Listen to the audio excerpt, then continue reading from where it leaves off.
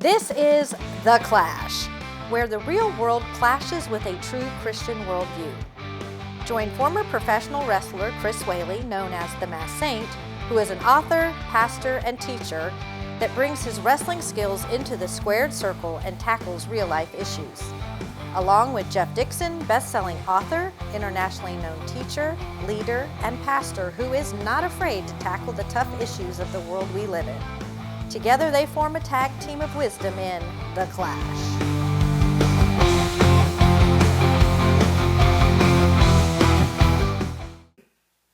Hi, welcome to The Clash, where we take a Christian worldview, allow it to clash into the culture around us, and when we're done, hopefully we say something that will educate, entertain, maybe enlighten just a little bit, and if anything else, have a good time and help you in your journey of faith.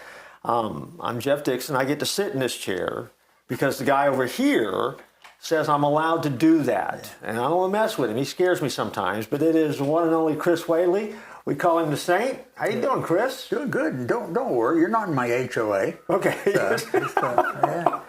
What are we doing today? What are we talking about? Today, let me just say, today on The Clash, we welcome a man who has spent years sitting across from some of the biggest names in Christian entertainment, ministry, film, and music. From artists and actors to athletes and faith leaders, our guest has heard some incredible stories of struggle, redemption, purpose. He is the voice behind Kingdom Builder. And today we're going behind the microphone with my friend Jay Heilman to hear what he has learned from the guests who have impacted him the most. Jay, welcome to The Clash. Yeah. It is great to have you, man.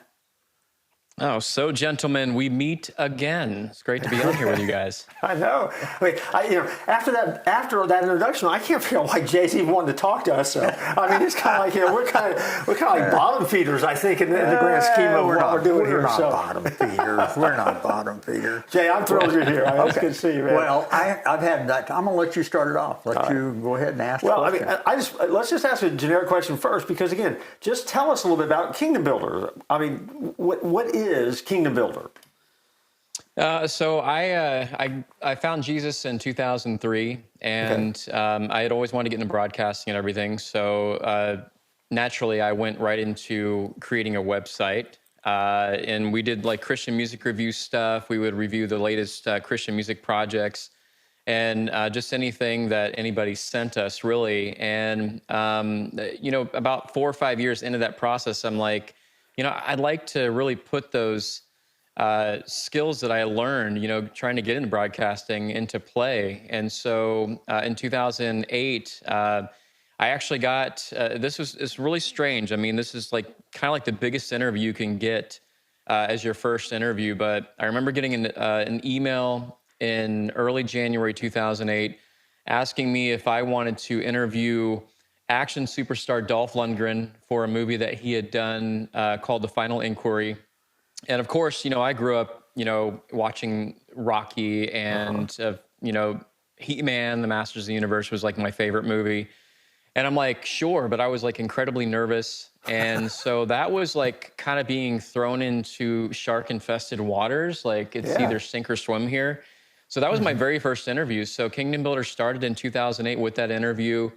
Wow. We kind of went through the years. My first 5 interviews were like really big ones. I had Kirk Cameron when he did the Fireproof movie.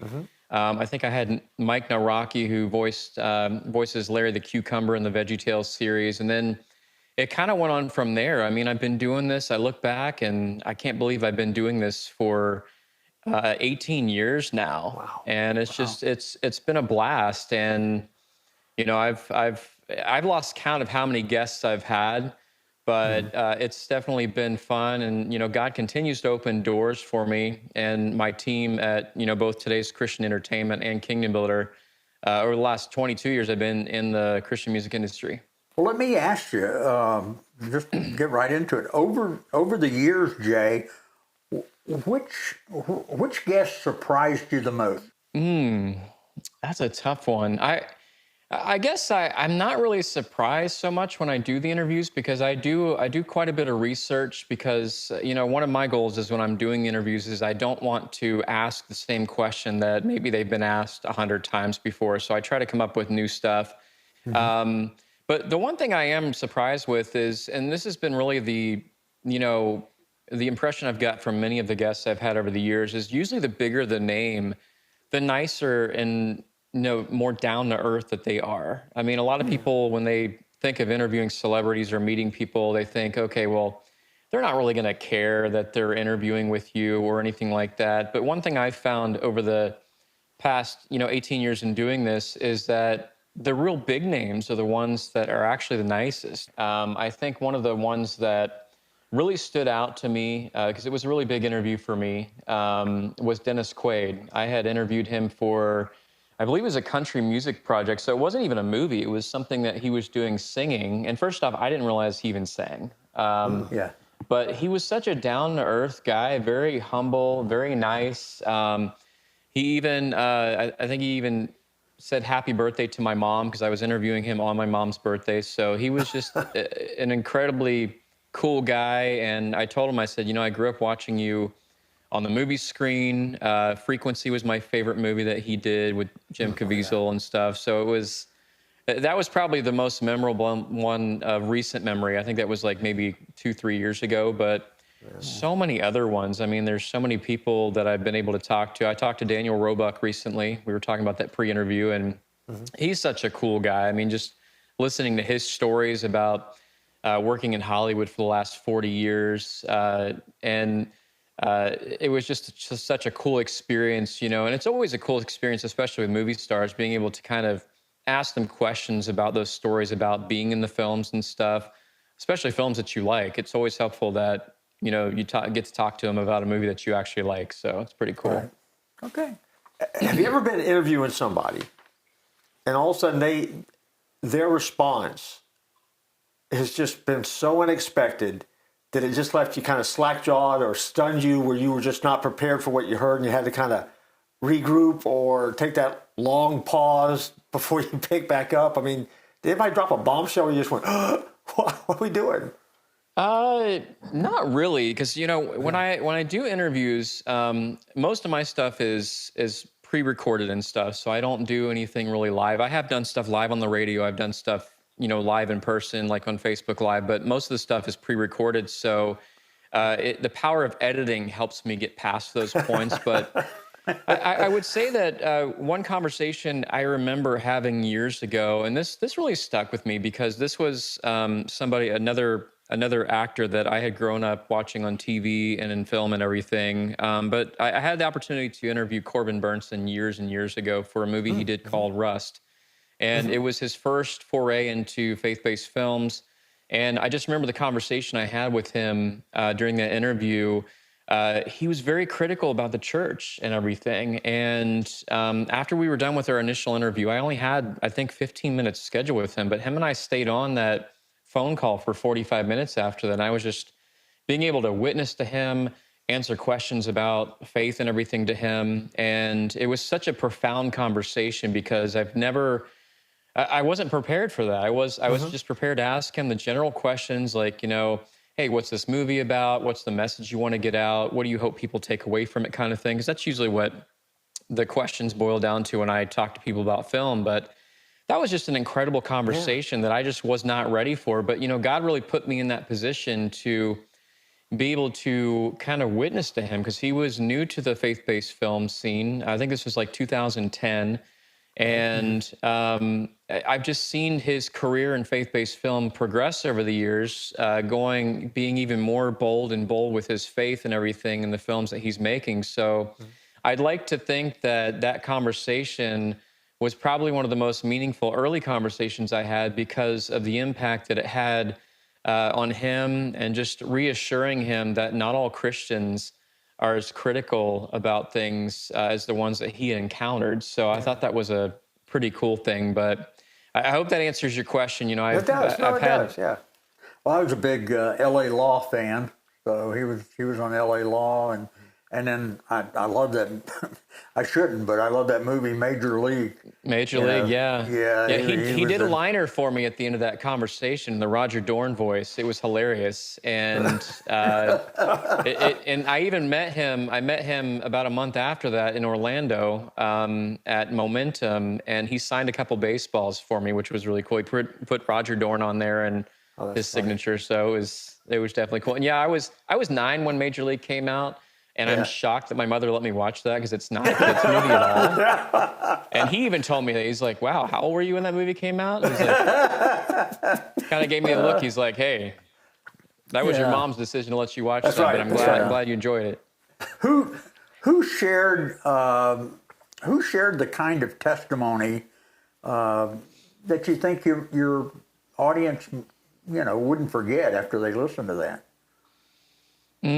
There's been so many over the years and everything. I think one of the most recent ones that I did that I was really, taken back from, because, I grew up a fan of this band since I was a teenager, is Clint Lowry from Seven Dust. I did an interview with him in November, and Seven Dust is a mainstream rock band, so you wouldn't really equivalate, faith in Jesus with a lot of mainstream rock. But he found Jesus last year, and just sharing his testimony with me on that show, and how, God really did a huge work in his life and bringing him to know Jesus. It was just amazing. And those are the kind of testimonies I love. I really love seeing and hearing testimonies from people that had spent the majority of their life in either mainstream music or film come to know Jesus, because that's obviously that's the goal for everybody, is that we want everybody to find Jesus at some point in time in their life. So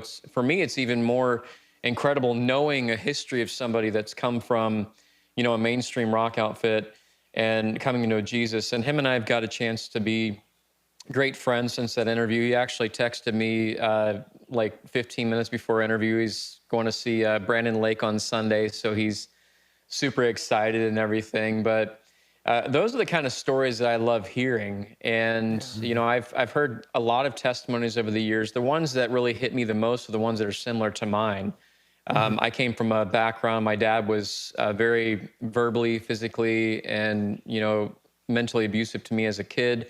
So having to overcome that kind of thing was very hard for me. But when I found Christ when I was 22, I was able to find the strength to forgive him for that. And so when I come across people that have had similar stories to me, those are the ones that are always very meaningful to me too, because they know exactly where I came from.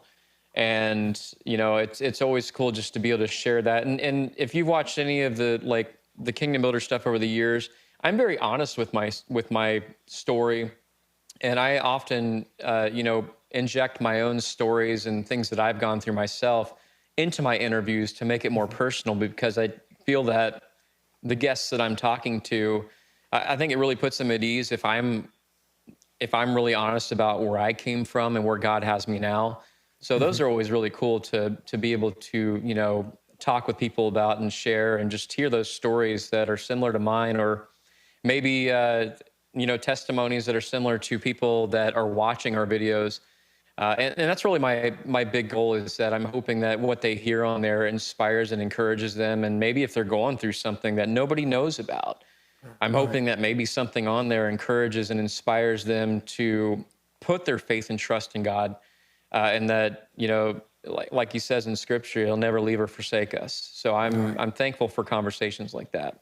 Great. Yeah, what you said. I mean, I want to give you kudos too, though, because what you're doing really does have such an impact. And the story you just told too. I mean, you remember back in the day when Greg X. Volz left Petra and Jon Schlitt became the lead singer.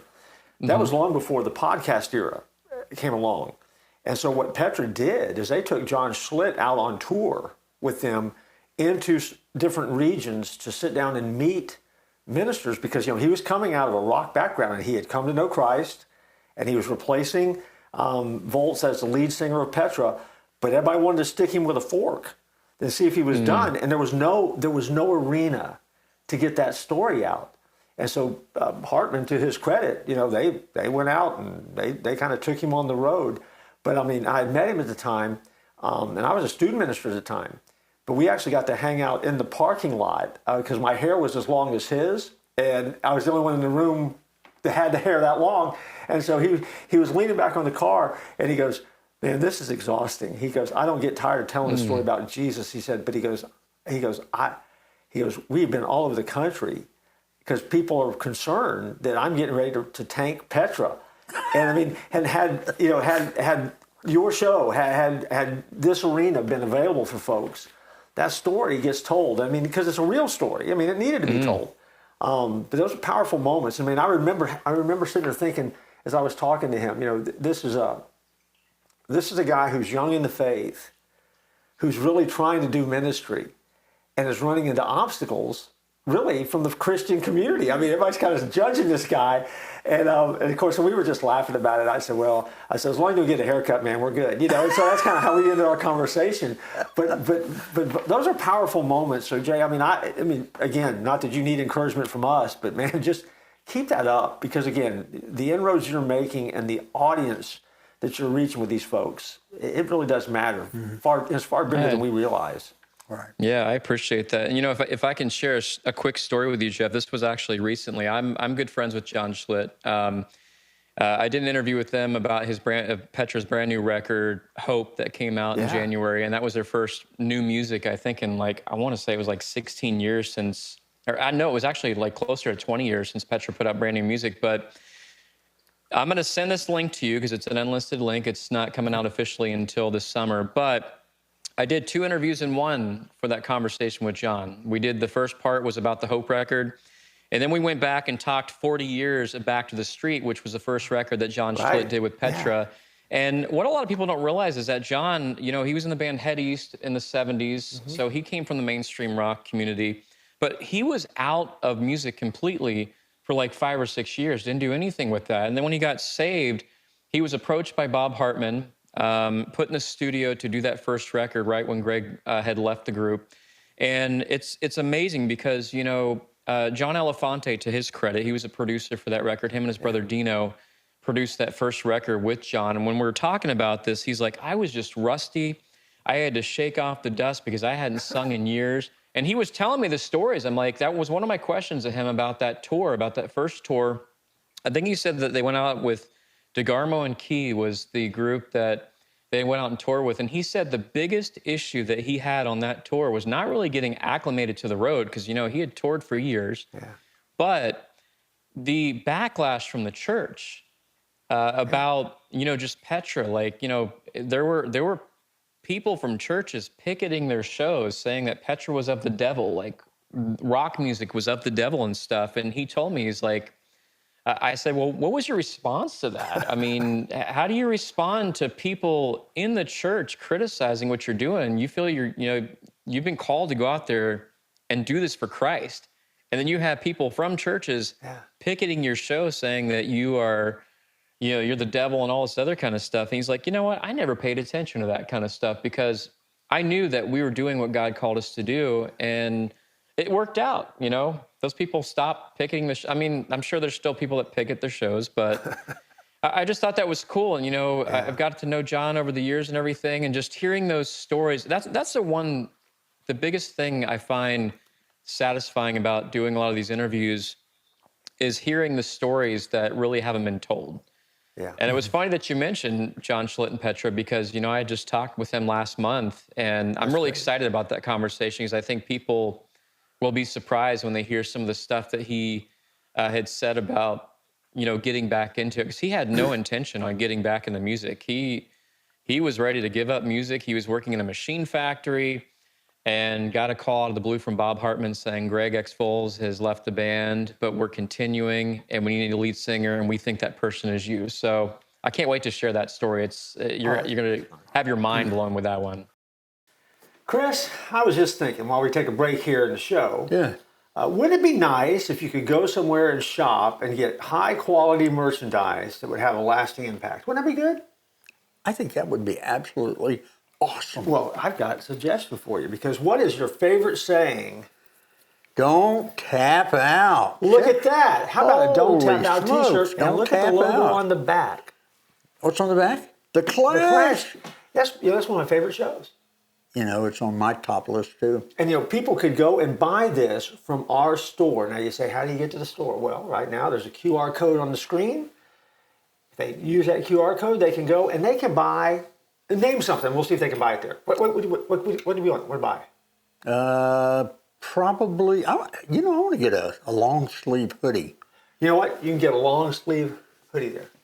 Really? Yeah, and you know what else? If you had a baby tomorrow, you could get Clash baby gear at that same store. Yep, you can get that. All of it's available at the Clash store. So if you haven't been to the Clash store, you're one of the few people in America that hasn't been there yet. Yeah. And so check it out. Buy our stuff. It makes us money. It makes us happy. Yeah. Okay. Go to the Clash store. I love hearing from our listeners. I have a website called themaskedsaint.com, and I get, people telling me things about the old wrestling days. I love to hear from them. I'm on Facebook, I'm on X, I'm on Instagram, and I just never get tired of listening to people. And if you have not read The Masked Saint, I have that available on my website. I have the Christmas book, Harold's Heavenly Christmas. I have the last book that I wrote with a wrestling buddy called Mr. President. Pictures, whenever I was still in good shape.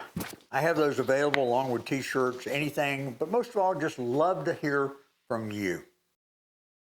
Jay, you mentioned one, but maybe there's others that have any guests moved from interviewees to real life friendships?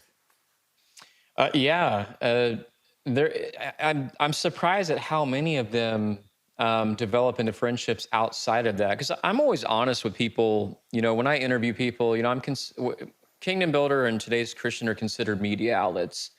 But what I always try to remind people when I do interviews or we do features or promotions and stuff is I always tell people, I'm like, I don't consider myself media. I consider myself an extension of their ministry. So I always reach out and say, hey, if you guys ever need anything, I don't want to feel that we're just asking things from you and things that you can do for us, but what can I do for you? Can I pray for you?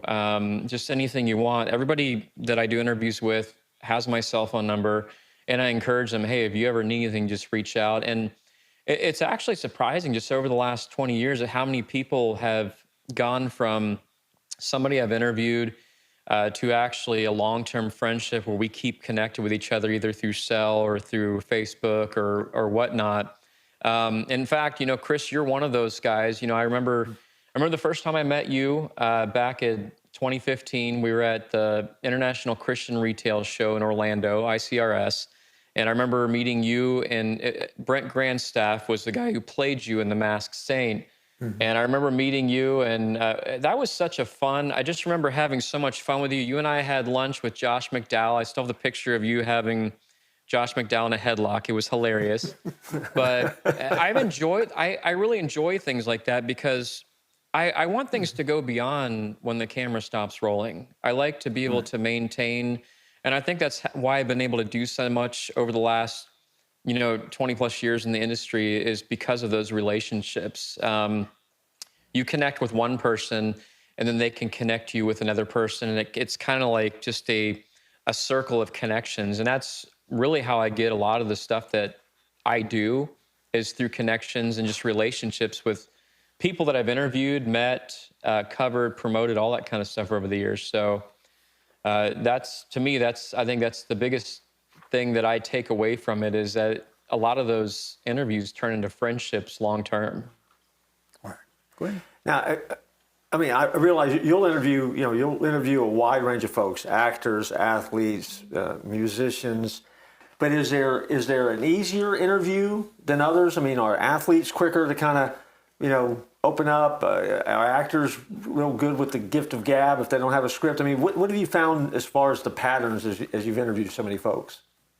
It really depends. Like I said earlier, the one thing I try to do is I try to ask questions that haven't been asked 100 times, which normally get, a better answer. Like, I try not to ask questions that just elicit a yes or no answer. I try to ask more open-ended questions, or maybe things that will get them thinking more. But the key is, like, when I'm doing an interview and stuff like that, getting somebody as comfortable as possible with the conversation from the very beginning sets the tone for the conversation. So if I can get their attention and, loosen up everything, loosen up the atmosphere to start the interview like that, I find that those interviews are the ones that are the best, that turn out the best, because they're more natural. And that's one thing. That's the other thing I try to, like, kind of infuse in the stuff I do, is I want the interviews to be laid back and just seem natural. I don't want it to seem contrived, or like I'm trying to, like, that I'm reading from a script. I have a script in front of me because I'm ADHD. So if I don't have my questions written down, I'll jump down many rabbit holes. Oh, sure. But I have bulleted points next to me and kind of stick to that. But then I let the conversations flow, and that's really what kind of drives them. And there's been very few that I've done over the years where the conversation hasn't been good. It's been kind of like, at the end, I'm like, are people really going to want to watch that? It was kind of boring. But thankfully, there's not been too many of those. Most of them have been pretty engaging. Yeah, the one with me. No, I've done 2 interviews with Chris. We did one. The first one was at ICRS, but Chris, you remember when we did that second interview? It was at a church. Yeah, I think in Zephyr Hills. It was like in their little library there. Yeah, where I was. But speaking. no, I always enjoyed that. Yep. Well, which guest best describes the cost of living boldly for Christ in the entertainment or sports? And you might have already answered that with the guy from Petra, but just curious. There are so many of them. One that comes to mind that I've interviewed a couple times, and I meet him every time their tour comes through, but John Cooper from Skillet is probably one of the ones that he has a dual platform. Skillet is they're like the biggest rock band in Christian music, but they also do mainstream tours and stuff. And John himself does a podcast called Cooper Stuff, and he takes on a lot of subjects that a lot of people in the church don't really want to talk about. I mean, there's a lot of things that are like considered taboo that are like, okay, even pastors and pulpits probably won't really talk about them on Sundays. But John really takes a lot of those like controversial things and really puts a spiritual and scriptural backing to why we should take interest in these things as a church. And he's one of the ones that I've interviewed quite a few times. I've met him quite a few times over the last 20 years. And he's very bold in his faith. He lives his faith out. He practices what he preaches. And I really like people like that are not afraid to stand for the truth, even if it might lose them some fans on social media or stuff like that. And those are the people that I'm drawn to, the people that are really warriors for the faith, that really don't care what the world thinks of them. They're going to speak the truth, whether people want to hear it or not. And I've been like that. I don't do it as much on my podcast, but like on Facebook and stuff. If somebody asks me a question, I'm going to answer it. I'm going to be honest with them. They may not always like my answer. They may not always like what I have to say, but I root my responses in Scripture. I'm like, if God's against something, then there's really no way around it. You really have to speak truth, because if you're not speaking truth, then who is? The Bible says if our gospel is hid, it is hid to those that are perishing. Yeah. So sometimes we have to tell people things that they really don't want to hear. It's part of life. 4, 3. We hope you're having a good time. And it's fun talking to Jay. He knows and has met and interviewed so many people. And so I'm having a blast. I hate for it to end, but we got to get out of this episode. Right. But let's have Jay back. Right. And keep going in our next episode. What do you think? I was going to suggest the same thing. Okay. Yeah, why don't we do that? All right, let's do it. So don't forget to tune in next week for part 2 of this interview with Jay Heilman, Kingdom Builders. And have a great week, and don't tap out.